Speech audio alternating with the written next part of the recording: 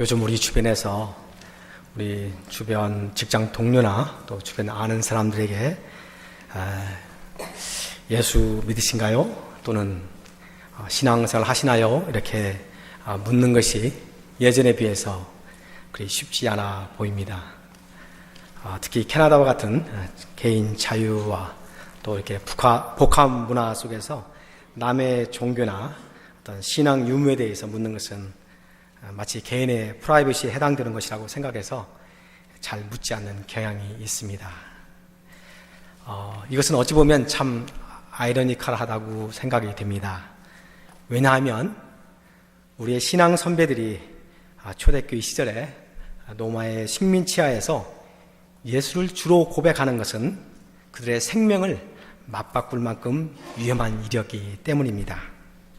오직 황제만이 주로 주인으로 고백되어야만 했던 것이지요. 그래서 그 당시 낯선 사람들에게 예수 믿는지에 대해서 묻고 싶을 때 모래사장이나 땅바닥에 물고기의 윗부분을 그리면 그것을 본 사람이 그 물고기의 나머지 부분을 완성하는 것으로 해서 서로 신앙인임을 확인하는 것입니다. 이를테면 물고기가 서로가 신앙인임을 확인해주는 아이콘이자 매개체가 된 것입니다. 물론 요즘에도 자동차의 뒤 트렁크나 범퍼에 그 물고기 모양의 그림 속에 익투스란 말은 그 예수 그리스도 하나님의 아들 구세주라고 하는 히브리어 각 단어의 첫 자를 모은 것인데 바로 그러한 글자 모음 스티커를 달고 다니는 사람들도 있고 또 십자가를 목걸이나 귀걸이로 달고 다니면서 자신의 신앙을 은연중에 드러내기도 합니다. 자신의 신앙을 어떤 아이콘이나 엠블럼을 사용해서 드러내느냐 하는 것은 각자의 자유와 선택 사항이지요. 하지만 그런 외적인 어떤 것을 우리 자신의 신앙 유무와 신앙의 깊이를 나타내는 그런 기준으로 내세울 수가 있을까 하는 것입니다.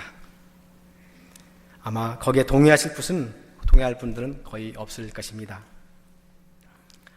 그 대신 우리 자신이 진정 믿음의 사람이냐고 자신을 향해 묻는다면 그때는 어떤 것이 우리의 믿음을 드러내는 것이 될까요?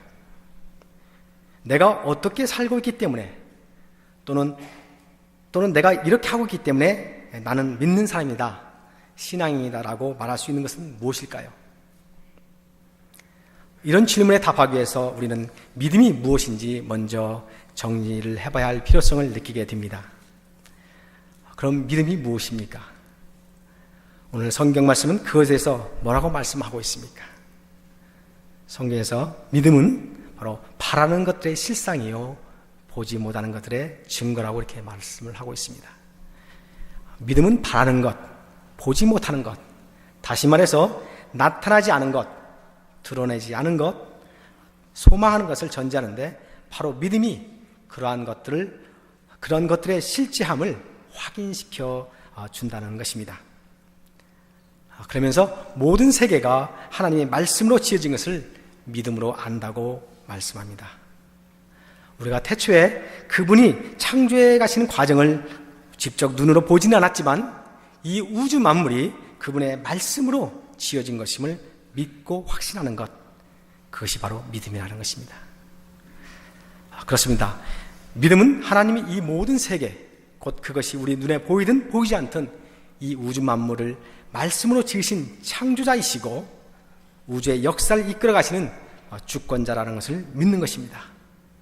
더 나아가서 그 하나님께서 그분의 은혜와 사랑 가운데 인간의 몸을 입고 이 땅에 오셔서 우리 가운데 함께 하셨고 그분의 영이 오늘 우리와 함께 하시고 더불어 교제하심을 믿는 것에서 출발합니다. 이것을 우리가 우리의 지성과 감정과 의지를 통해서 믿을 때 세를 받고 그분의 주권 속에 우리의 삶을 맡기게 되는 것입니다. 그것이 바로 믿음의 시작인 것이고 이것이 믿음 생활로 가는 출발점이 됩니다. 이제 이런 믿음은 어린이가 이 땅에서 태어나 자라가듯이 역시 성장해 갑니다. 우리가 믿음 생활을 이야기할 때 그 믿음이라는 것이 단지 하나님에 대한 어떤 원리나 이론을 신봉하는 것이 아니라는 것입니다.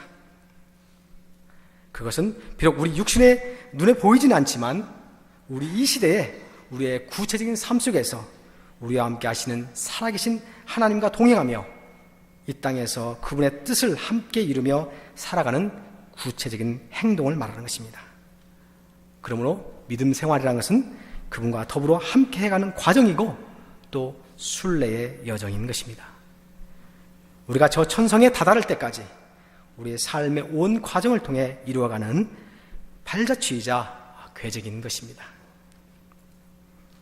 그럼 믿음이 있는 사람은 어떻게 사는 것일까요? 세상을 등지고 산속에 들어가서 면벽하면서 도끼자루 썩을 때까지 돌을 닦는 것일까요? 아니면 내가 바라는 것을 이루는 것이 믿음이니까 모든 소원하는 바를 믿음이라는 이름으로 들이밀고서 그것이 이루어질 때까지 기도하는 것일까요? 오늘 봉독해 드린 히브리서 성경에서는 믿음의 선진들을 소개하고 있는데 히브리서 기자는 왜 그들이 믿음 있는 사람들인지를 요약해 주고 있습니다. 저는 그 여러 믿음의 선진 가운데 아브라함을 택했습니다.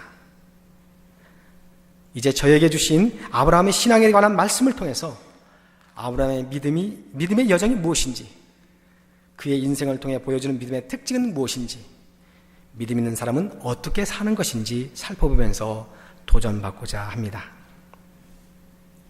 자, 그럼 아브라함의 삶이 보여주는 믿음의 여정의 특징은 무엇입니까?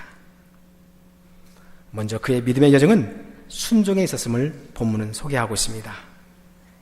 8절 말씀입니다. 믿음으로 아브라함은 부르심을 받았을 때 순종하여 장래의 유업으로 받을 땅에 나아갈새 갈 바를 알지 못하고 나아갔으며,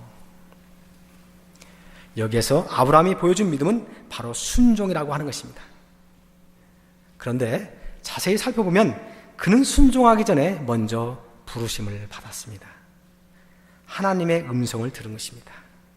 하나님께서 그에게 뭔가를 계시하시는 것입니다.